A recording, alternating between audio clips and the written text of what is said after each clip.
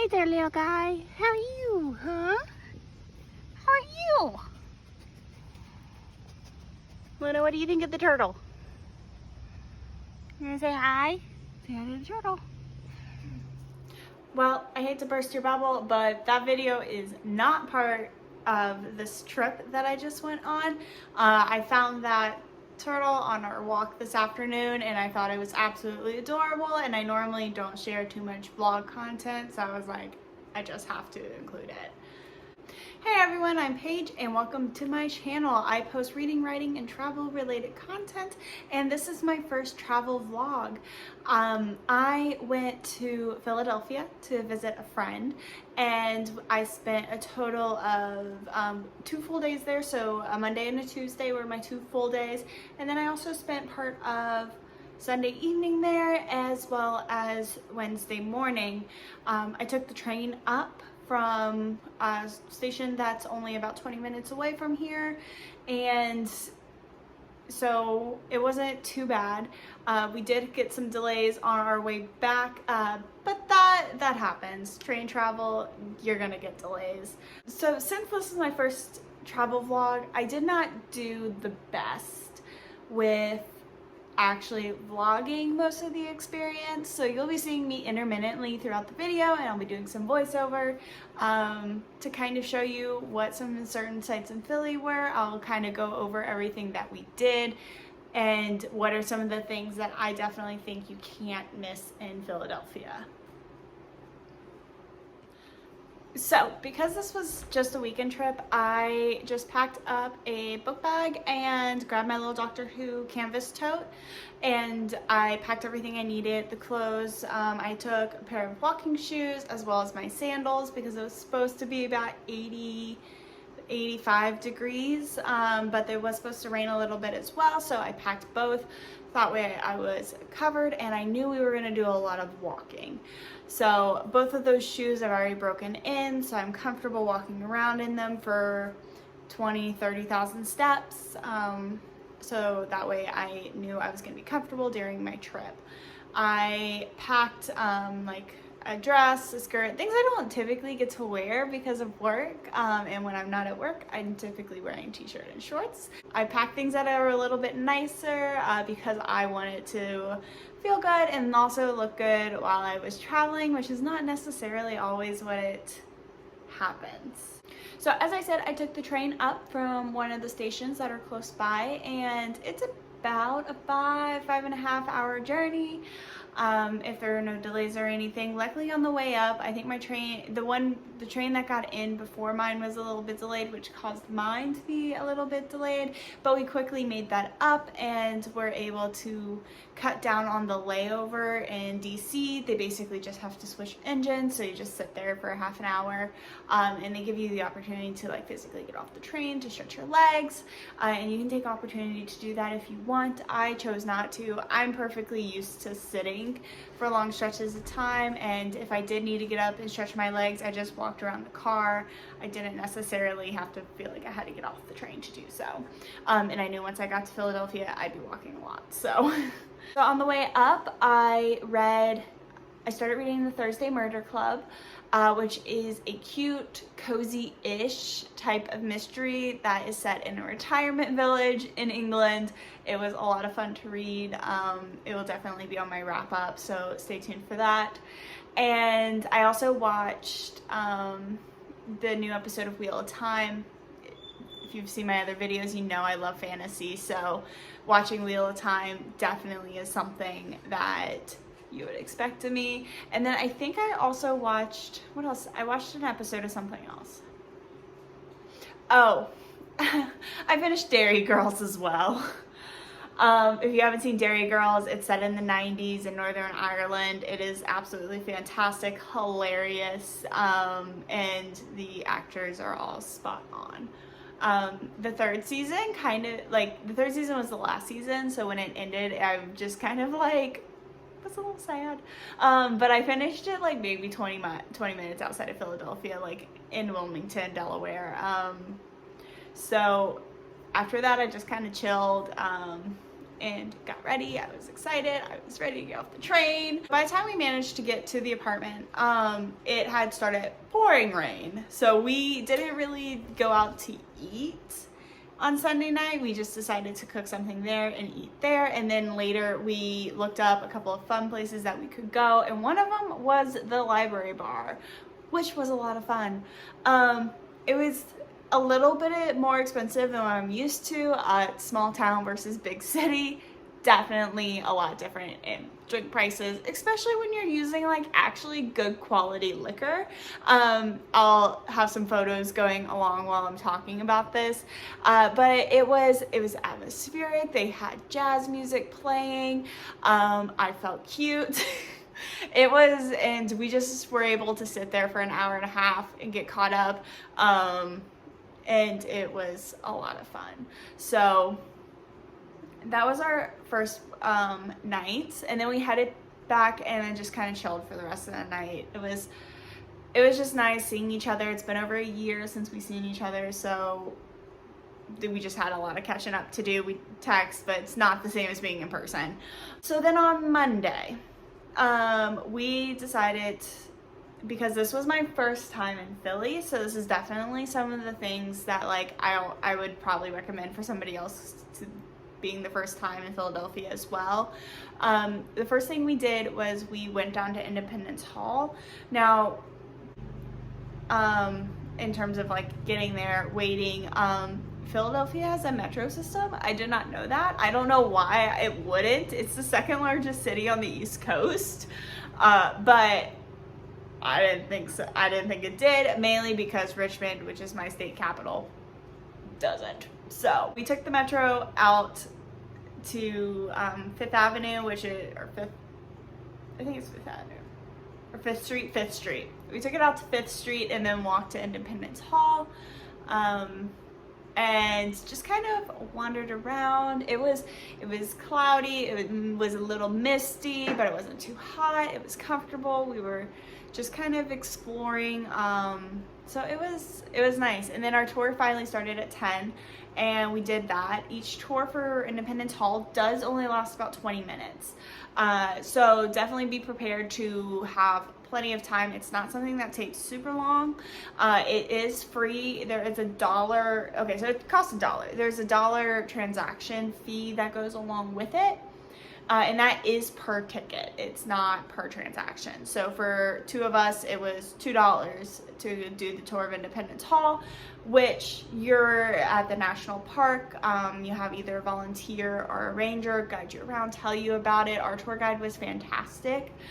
I learned a lot, and he pointed out specifically like where specific people were sitting, which was a lot of fun to see like where your state was sitting, especially because Virginia was one of the ones that had sent multiple people up for their delegation, and George Washington's also from Virginia, and he sat in the main chair. It was just really cool to see.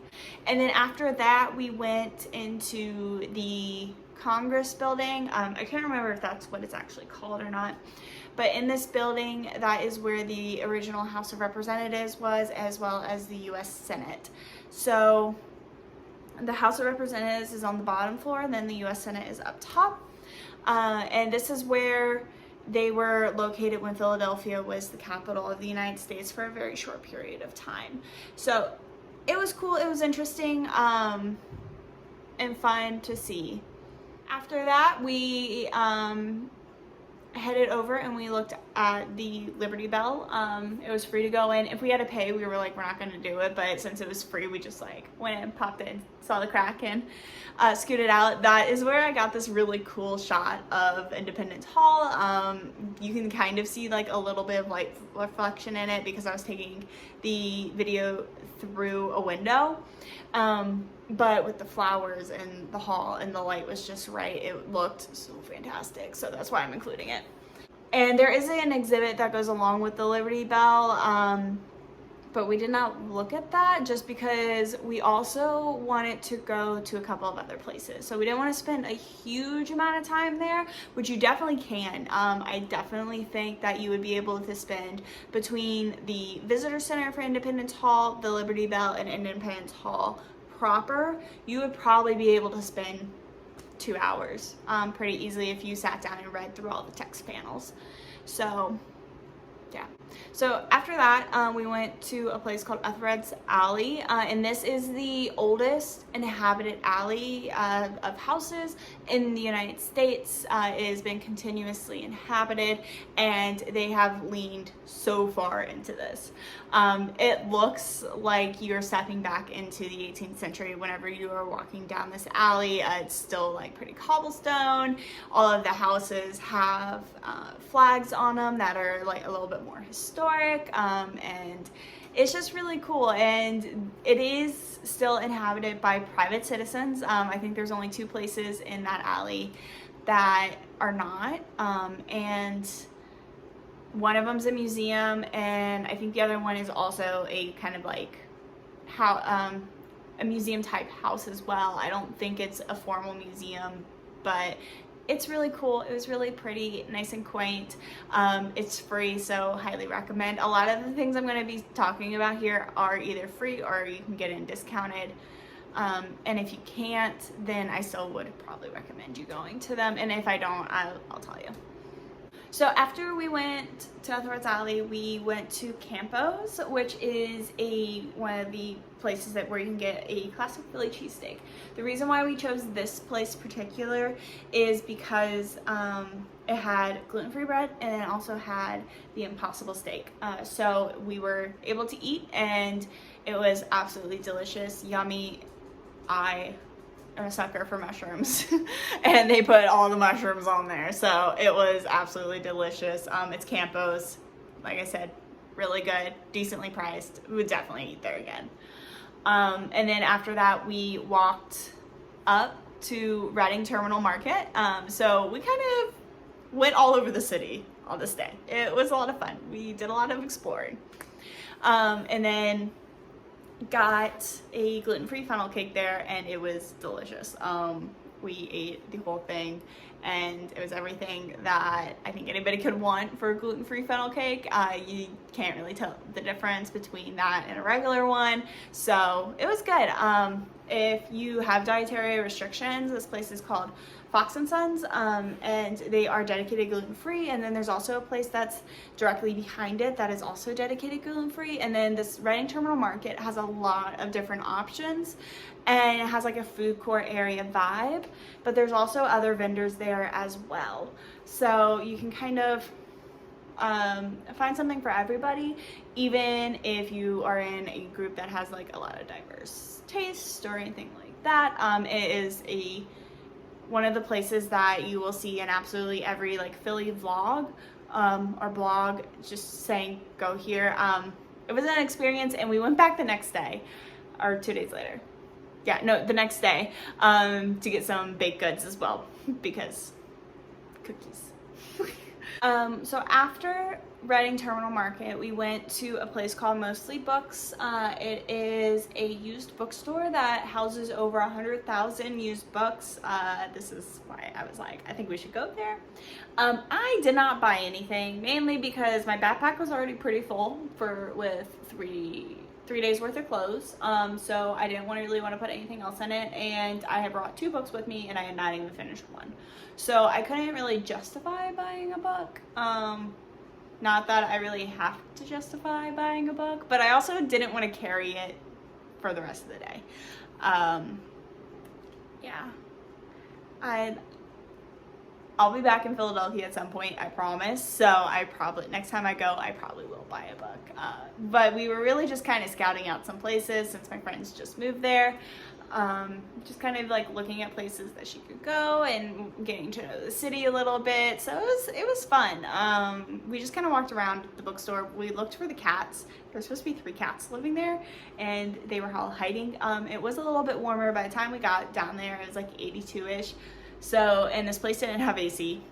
So it was getting a little toasty. After that, we went to Cherry Pier, and that is where this next video clip comes in, there is some music in the background, and this was the music that we were hearing. They were recording it for something, and so we just happened to go in there during that time. Since it was a Monday, pretty much all of the vendors were closed, so we didn't really go into any of them, but there's a lot of art vendors down there. They're all independent artists, so you can go and look at their stuff. If you're in the market to buy something, definitely check out that area of Philadelphia. And this was Cherry Street Pier, I can't remember if I said that. And we just kind of explored the area. There's a really cute beer garden that was kind of like in the back. It wasn't open because it was a Monday, and it was like 4 p.m. So we just kind of hung out, sat on the Delaware River for a little bit, and then decided to walk along the river path and go down to a park. We were in search of ice cream, but it was not open.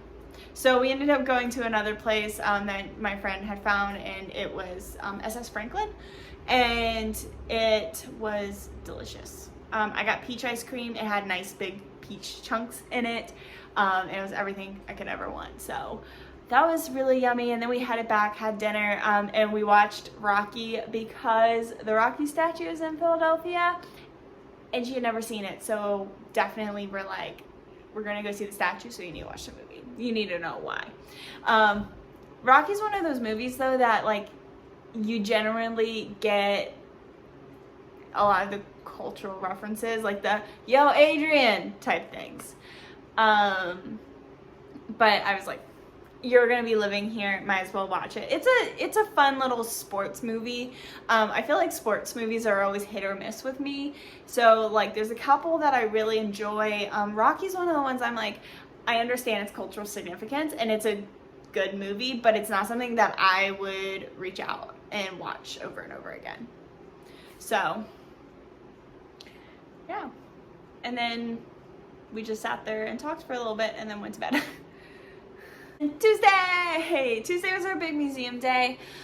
Both of us are museum professionals. That was one of the things that we had bonded over during undergrad. We were both in the museum studies program at our undergrad for our minors, so we took a lot of classes together, and we like going to museums. It's a lot of fun, so we decided to go to the Penn Museum as well as the Museum for the American Revolution. So full disclaimer, because I am a museum professional, I physically work at a museum, I am able to get into a lot of these museums at either free or reduced cost. It is a thing that typically a lot of museums will offer, but also look at all of these museums' websites, because if you are on any social social welfare type programs like Medicaid, food stamps, anything like that, generally they will also have programs where you can get into their museums for free or reduced admission. So definitely check out any museum websites that you know of that are nearby to see if you would qualify for that, or if they have any programs for people who are on social welfare. So the Penn Museum is an archaeological museum. It looks at artifacts that were taken from archaeological digs that the University of Pennsylvania had done. A lot of these were in the 1800s or early 1900s, before a lot of these countries had laws against taking artifacts that were found there out of the country. So there is that to think about. However you feel about it, I'm not going to try to influence you one way or the other. Just know that most of these artifacts were taken from the countries with or without consent. We don't really know unless they outright tell us, but I don't know the situation here. But it was really cool. So the Penn Museum has a lot of Greek, Roman, Egyptian, and then you also have the Etruscan, which was kind of going on at the same time as the beginnings of the Roman Empire, before Rome took over that part of Italy. And that's really cool because you don't 100% see all of the Etruscan styles and everything whenever you're thinking about that time period. You just kind of see Rome. It also had an Asia gallery part, which was also kind of cool. It was a little bit more sparse than the others, but that's also probably just because of the relationships that the University of Pennsylvania had. It was probably easier for them to get in and do digs in Egypt, Italy, Greece, you know, all of these places that are famed for the archaeology that goes into it. And then there was also some in the like Mesopotamia area, that's like current day Iran and Turkey and all of like that Middle East part of the world. So there was a lot of really cool things that were in that museum. It definitely is a little bit more information dense in terms of the variety of information. So if you could, it's probably best to go back for more than one visit, just because I don't know about you guys, but I get information overload. I'll read a couple of really cool things in the beginning and then that's what I'll remember. And that's probably part of the reason why I know more about Greek and Roman culture than anything else, up until recently, is because that's typically what you see first in museums, is the Greco-Roman era. And after that, we headed out to the Museum of the American Revolution. Now, I will say, we got there at 2:30. They kicked us out at 5. So the nice thing about the Museum of the American Revolution is that they offer a 2-day ticket. So that means you can go in one day and then come back the next. And that's really good because in addition to their main gallery, they also have a pretty large exhibit gallery downstairs that hosts special exhibitions. This one was about the Fulton family, which was a family of free African Americans who worked as abolitionists in the Pennsylvania area during the American Revolution, as well as afterwards through up to the Civil War. So that was really cool to see and experience that like local history, because the Museum of the American Revolution does also take more of a big picture of everything that was going on in the what would become the United States, to talk about it. So we did that, and then we went upstairs and they have George Washington's tent from when he was on campaign during the American Revolution. That was really nice to see. It had a little video that was about 14 minutes long up front, and then they lifted up the screen and then you saw the war tent. You are not allowed to take any pictures or videos in this section of the museum, just because that war tent is made of fabric and overexposing it to light could damage those fabrics. So they just said no pictures, no videos. Even if you don't use flash, don't do it. We don't want to have to take the risk. And I understand why. It's almost 250 years old, so I understand why they don't want to take the risk of it getting damaged. And then we started going through the actual gallery space. So from 2:30 until almost 4. It took us a little bit time to like get checked in and all of that, but like 2:30 to 4 is when we did the special exhibit. And then the Washington's war tent started at 4. So about 4:15 we went and started the actual exhibit galleries. Now, I'll show some pictures and stuff here. I didn't take any video. Like I said, I did not do a super good job of vlogging this visit, just because it was my first time and I kept forgetting to pull out my phone. But I did take some pictures, and the first thing you see when you walk in is a giant portrait of King George III. Now this portrait's really cool because it is meant for people to touch it. It is made for people who are visually impaired to like be able to touch and feel the difference in textures and see kind of like what the portrait would have been like with their hands. And that is really cool. This museum is only, I want to say 6 years old. It was opened in 2017, so it's still relatively new, and you're seeing a lot of the things that I was talking about in my classes implemented in this museum, and so that was absolutely fantastic. Any like sensory warnings for this museum: if you have someone who has any issues with loud noises or anything. This one is not that bad. There's a couple of rooms where there are replications of gunshots, but they're kept at a very soft volume. So it's not something that is going to be overt and extremely loud. If there are places where you feel like it's too much, a lot of the rooms that have like reading and stuff in them don't have these gunshots. Usually if they have anything in there, it's going to be voices talking at intermittent intervals.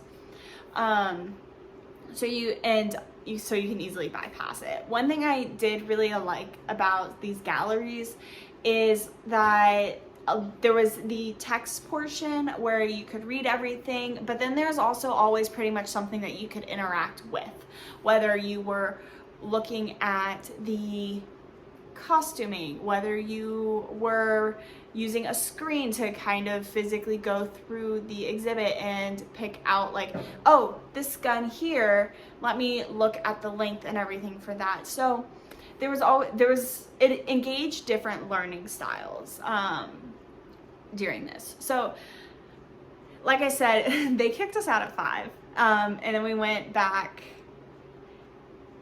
Did we eat out that night? So, no, then we went and ate, and then that's when we watched. Oh, no. So then we went out. That's when we went back to Reading Terminal Market. I closed at 6, so we were like hustling along, trying to get there ahead of time. I wanted the cookies. So that's why we were hustling. I wanted the cookies. And then we went to the Love Sign that is in John F. Kennedy Park, which is not very far away from Reading Terminal Market. And then from the park, we went up to the Rocky statue and the Philadelphia Museum of Art. And we kind of just walked around that area for a while, explored. And then once it started getting dark, we hopped on the bus and went back. So then the next morning, which is Wednesday, and we're now on Wednesday, and this vlog is getting a lot longer than I thought it was gonna be. We went back to the Museum of the American Revolution, got our new little pins so they could see that we were there on the right day and we weren't just trying to sneak in. We finished the exhibits. So I think we decided that the museum opened at 10, we had to be out of there by 12:30, so we had another 2.5 hours. So we kind of paced a little bit better than I think we probably would have otherwise. But this is also where like a lot of the really cool like modes of learning came in. As you see here, I have a video of, this is all of these peoples that are the wax figures. They're not wax, but same idea. They are actually like native interpreters that work in the public history aspect. Some of my current co-workers, I physically know them, but it was talking about all of the different ways of thinking around the American Revolution within the Indigenous and Native American communities, because some of the natives were very for the British. And that is because they knew that the British would keep to that proclamation line, which ended at the Alleghenies. The valley was the furthest west that you could go. And so there's the Blue Ridge Mountains, the valley, and then the Alleghenies. So you couldn't go past that second mountain range to expand further west without physical British protection, and that was considered native land. Little history lesson for you. So some of these communities thought that the British would stick to that word. There's no guarantee that they would have. And then some thought that the Americans were in the right. So there was a very dynamic discussion in this little exhibit area. So that was really cool to see. They also had ways where you could dress different types of soldiers. As you see here, I'm spinning the little blocks and you could read the labels and stuff. So it was a great museum. And this is one of the ones that if you have like Medicaid or something, you can probably get in for free. Definitely check the website, call and email if you have any questions. They'll be more than happy to help. And this one I think is probably one of the best museums that I have been to in a long time. And anytime I travel, I go to a museum. I think when I was in London last, I went to like I loaded up on all the free museums plus a couple. So I've been to quite a few. So I would definitely recommend that. And then after that, we kind of headed back. I got my stuff together, and then I headed to the train station, and this is where my train journey went awry. First, my train was almost 45 minutes late getting to the station, and then from there on, it just increasingly got later and later until I was almost an hour and a half late. And I think my mom and my brother were waiting for 45 minutes to pick me up from the train station. So felt really bad about that. But yeah, that was my journey to Philadelphia. Like I said, during that time, I read the Thursday Murder Club. That kind of got me through most of the journey, just because I also watched a couple of things on the train ride home as well, and I listened to some podcasts and my audiobook. So I only physically read one book, which for a total of like 14 hours on a train. Probably I could have read two, but I decided to watch TV instead. So that is all I have for you guys today. My journey to Philadelphia was definitely considered a success, even though the physical travel was a little bit dicey at times. I made it back. I made it home. I got up and I went to work the next day, so it was a success. So if you guys like what you see, please like and subscribe. I post videos typically about once a week. Sometimes if life gets a little hectic, it doesn't quite make it out, but that's okay. And be sure to follow me on Instagram. Like I said, I post writing, reading, and travel content, and mostly it's reading and writing. And I will see you guys all very soon with another video.